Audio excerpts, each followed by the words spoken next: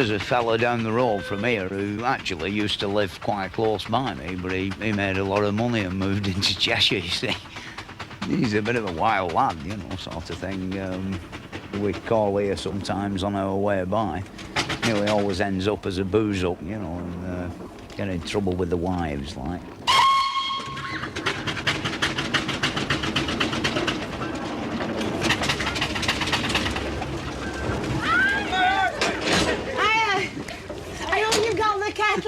It's over. Come on, get up. Come on. Auntie Maisie, yeah? Get me handbag and some clean trousers for the caravan. You pay a lot of rates around here. Bloody roads are bumpy outside, isn't it? Oh, Alison, present you come down. Yes, yeah, full of bloody potholes, you know, he won the rate reduction. You're talking to me. No, stop round the corner. Told me about me. Yeah, but Have a go with you. all this last night, we stopped at some pub called Navigation. yeah. Have you brought the dog? Is it big? Yeah. Just what we want, we got a dog. She gets on well with it.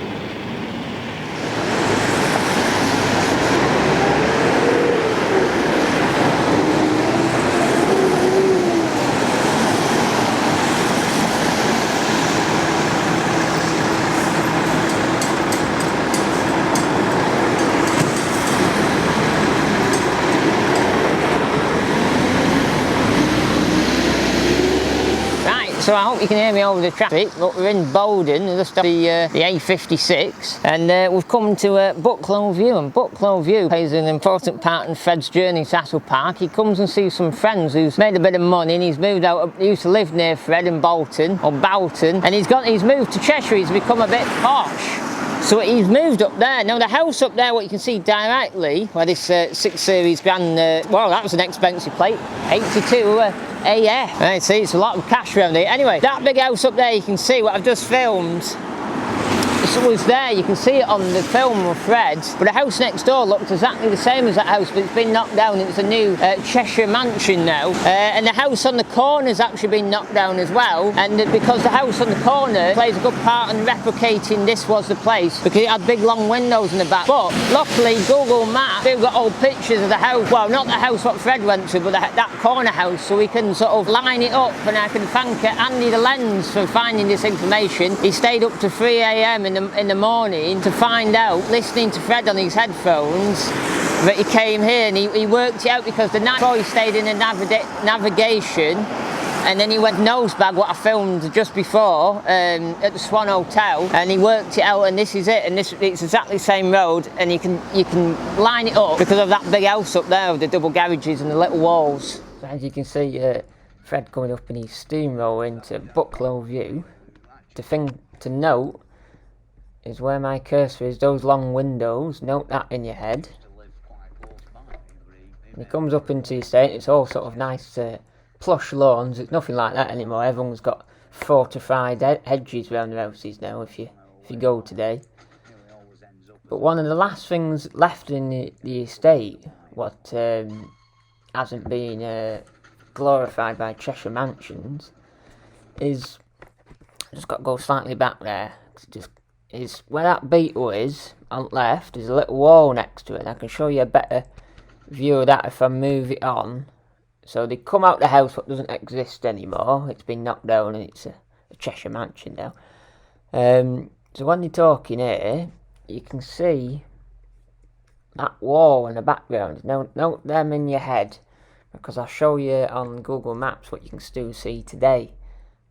So this is the view you see today on Bucklow View. So this big white house here is actually where Fred's friends came out of. Now it's a totally different house to what it used to be. You come down here, there's sort of the new drive. I think when Fred's friends were there, the drive was a bit further up where I was before. But the two things to note was, the last thing I said is, look, remember that wall. Now next door the house still exists, and look at the wall there, it's still the same. He's come to the front. there's a house with a double garage. You can see it quite clearly on Fred. So that hasn't changed much. I bet you that's still old money. It's not being bought out, knocked down and rebuilt. You know, it's probably still the original owners, or maybe the second to original owners. So the two walls still exist. And then I also told you to remember those long windows. So today there's a big hedge around that house. But if we go back a few years, we go back to 2009, there's those long windows. And that's the original house. It's still a proper, like, 60s, 70s sort of designed, built house. But now it's actually been knocked down. The day I went, it's a completely different house. It looked like a Grand Designs house from what it used to be. So there you go, there's the long windows. And he came around that corner, and there's that big plush lawn on that corner. And he came round up here, and the Beatles parked there with that wall. And then he came round and he came out of the original house here. So there you go, that's another TE find, but it's actually an Andy the Lens find. That was, all credit goes to him. So there you go, that's it. Look, Tesla's going in now. But back then, in over 40 years ago, Fred was going up there in his tractor engine and his white shirt all covered in oil up there. My mum keeps saying, how did he get a tractor engine up there? And I was saying, well, about 40 years ago, this road was dead. Didn't have many Cheshire money going up and down it. Even though it was money, it wasn't mega money.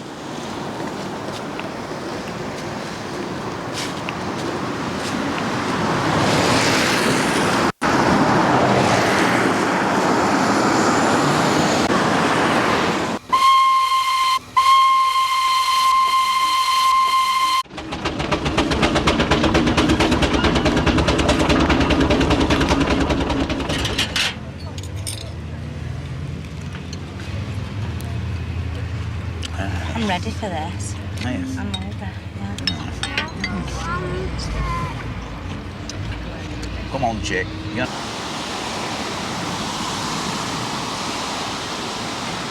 Get on with it. Long way to go.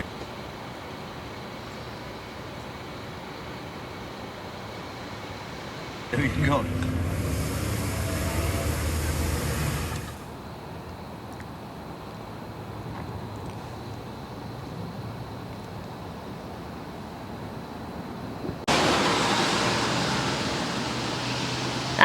So he walked up to me there. I was just in Bucklow, or Bucklow Hill, and the Bucklow garage is up there. They look like they were a Hilux and Mercedes specialist from what I can work out. But anyway, we're here outside the Swan Hotel, and this is a location what's never been recorded, and we're probably the last few months this will get recorded before this gets demolished, or half of it will get demolished. So Fred, when he's going to Sassol Park in the late 70s, he's on his roller with his van and his family, and he's been and seen his friends at his posh estate. He comes and has some nose bag, and on the video the tractor engine's parked here where these traffic lights are with his van on the back. Long way to go yet. And these concrete posts here are still original. I know, it's still 1970s original, so they've been there as long as since Fred's been here. And behind that little bin, I think those two concrete bars there, those posts, he was sat on a seat and a metal table, some metal chairs with his family, and I'm ready for this. Yes. I'm ready. And Alison, and some little lads come up to him and say, how many gallons of water does it use? And he said, well, he says, for 8 miles, he says, it's 80 gallons of water. And then he was like, then the little lad asked about coal and how much coal it used. 500 weight of coal from Bolton to Sassol. How many gallons of water does it take? Oh, for about 8 miles, it takes about 80 gallons. Yeah. Do you use a lot of coal? Well, not really. Sort of, we come all the way from Bolton, which is maybe 25 miles from here or something like that, on about, what, 500 weight. and he's on there, and you can line it up because of the Swan entrance there, and the windows on the lower end of the pub are all the same. They're new glazing, they're not single pane anymore, but they got that like bay window sort of style to them, and that's very like it was when Fred was here. And also when Fred was here, you can just see in the background where those parking bits is, like you can see the bottom wheels of like a Cortina, a Mark IV Cortina. Come on, chick, get on with it. On the other side there. But I say we're here in the last few days before it gets knocked down. It's the Swan Hotel in Bucklow. All the locals have been trying to save it for the last 2 years since it shut in August 2020. And even a local put £1 million offer in to save it. You have a local pub. But as they always do, money is involved, and they can make more money than £1 million. Someone using it as a pub. They want to knock the back half down. What's a Premier Inn? What's new? What wouldn't have been here when Fred was here? And they're going to knock that down and build houses on it, and the original part, what Fred would have got in and got his nose bag in, is going to be, I think it's going to be apartments, and it's going to happen very soon. The Cheshire Live paper online have done very recent articles, only like this month just gone. So yeah, we caught it before it gets ruined. But anyway, that's a very much hidden Fred Dibnah location. Brought you to where he had his nose bag there, and his tractor engine was sat here. That's pretty good, that. And those concrete bars, I've just got to touch that to say, you know, Fred could have touched that, and I've done it now. I can tick it off the list. So there you go.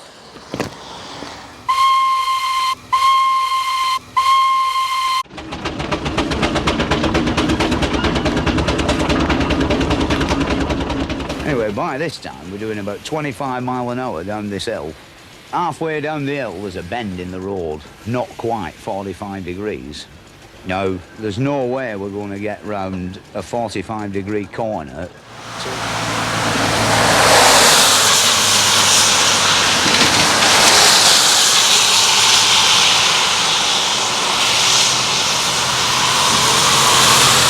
We're at the Sassol Park entrance, is over there, and we're on the Holmes Chapel Road, and on when Fred's coming to Sassol Park, they're filming going past St John's Church, what's just there. It's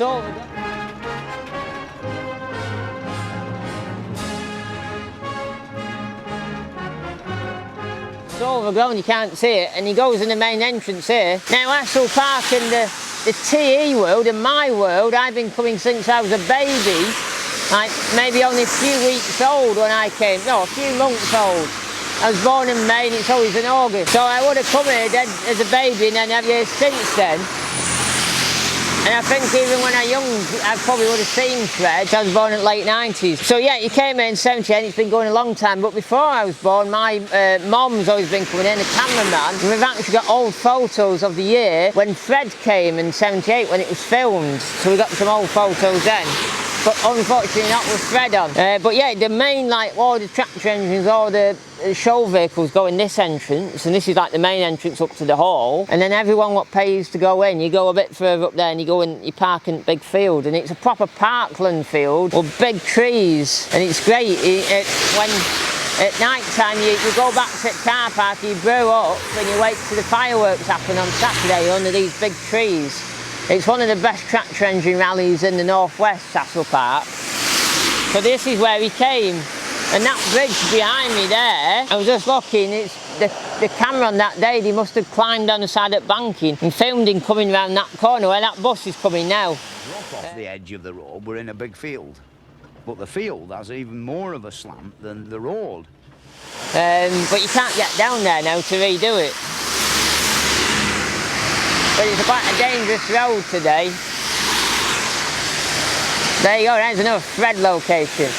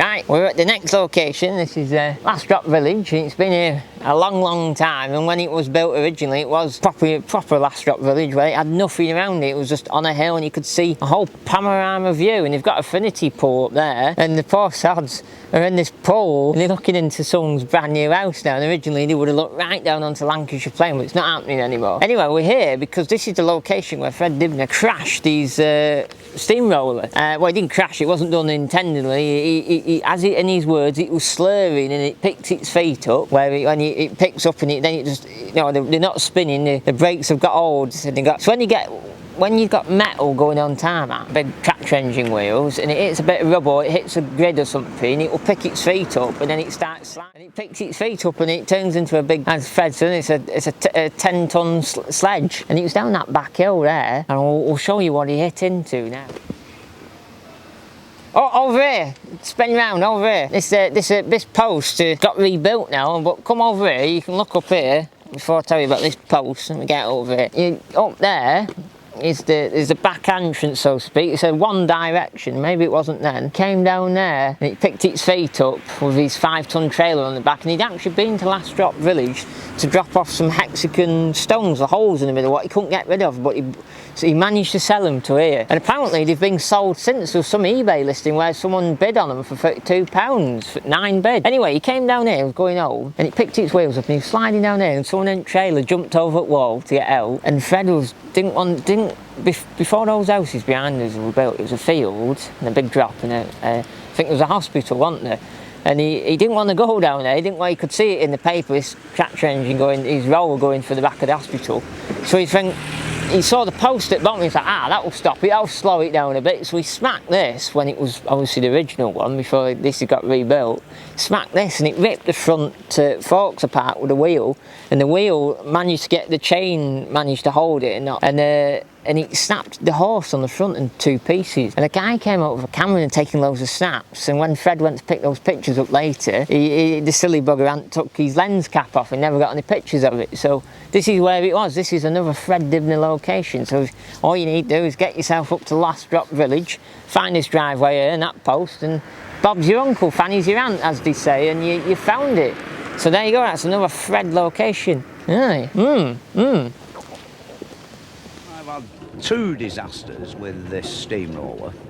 One day I had this mountain of stones, you see, that a very posh restaurant decided they'd buy a load off me for 60 quid. And I said to them, like, I'll deliver it by steam with my steam engine. So we loaded this big trailer up. The trailer weighed 3.5 tons and it had no brakes on it.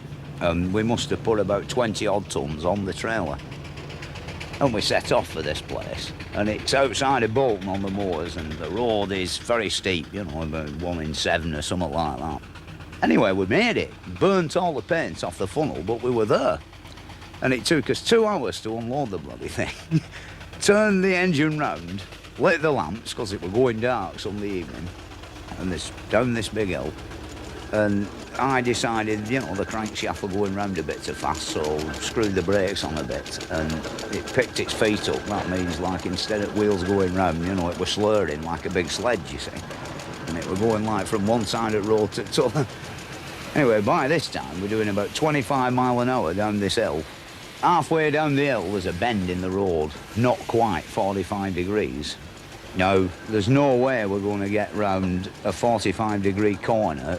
So if we go straight across and drop off the edge of the road, we're in a big field. But the field has even more of a slant than the road. And at the edge of the field, there's a 14-foot drop into the back of a geriatric hospital, you see. What do, you know? So I hit the pillar. That'll slow it down a bit. So we hit this stone pillar, boom! Great rocks flying in the bloody sky. The front forks broke into 3 pieces. The front of the boiler dug an hole in the road 18 inches deep. The rollers, as look at it, hung on to the chains. If them chains had broke, the bloody rollers would have gone across the field and demolished the hospital. It would have been like the dam busters.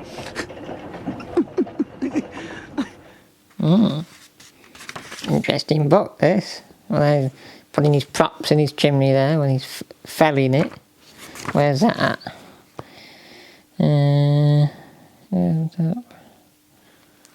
Don't say, but it's pretty good. Wow. Right. Oh, didn't see you come in there, just reading Fred Dibnah's Steam's On. I think it was Tilly Updorf's dad owned that originally. I'll just put that out there with me other Fred Dibnah, not the industrial age. Steam. Anyway, I hope you enjoyed my 3 parts. 3 parts of many locations, from seen before locations and never seen before locations. I need to thank Andy the Lens for giving me some of the locations, as well as a few I sniffed out. But Andy Lens did a lot of late night 3 AM work to find them. Also a big thank you to Patrons. It took us 6 months to save up, and then all the money and what we saved up completely disappeared in about 3 days filming. But it was well worth it. We had to really save a lot, because it was a 2 hotel bedroom jobby in my favourite hotel, Charnock Richard. And I brought 2 cameramen, not just 1, 2. I had a behind the scenes cameraman for Patreon, and a cameraman what's holding the camera now to do my YouTube. So it was a big showbiz shebang with TA. So if you've enjoyed all of that, make sure you give us a like, a subscribe, a comment below, and remember to click that big bell. Ding!